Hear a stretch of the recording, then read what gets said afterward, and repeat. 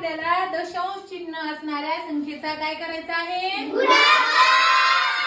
पहा 0.1 गुणिले 0.1 गुणिले 0.1 तर आपण याचा गुणाकार करायचा. तुम्हाला माहिती आहे गुणाकारात 1 नी 1 ला गुणलं 1च येतंय, 1 नी 1 ला गुणलं तर 1च येतंय, बरोबर आहे.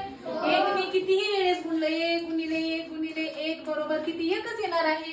मग आपल्याला उत्तर काय आलं आपलं?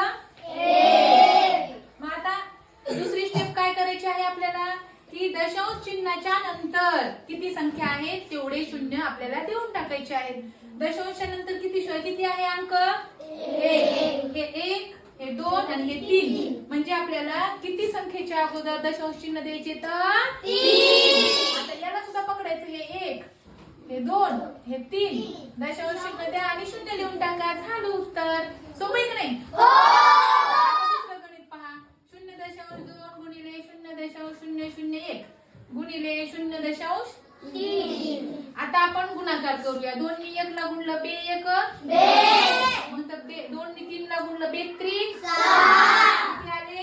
6 आले. आता आपण काय करायचं आपल्याला पुढचं सांगा.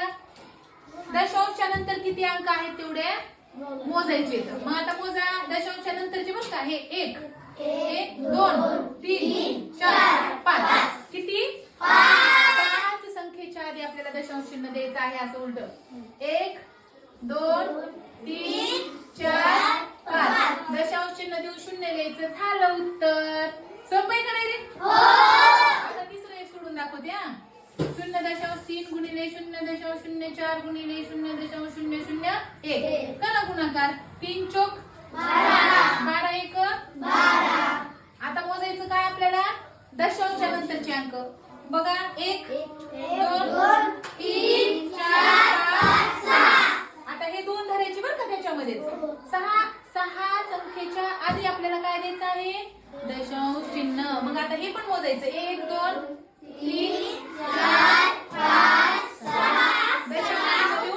दशांश चिन्ह दिले. आता 6 आहे बघा. 1 2 3 4 5 6 दशांश चिन्ह देऊन शून्य लिहिले.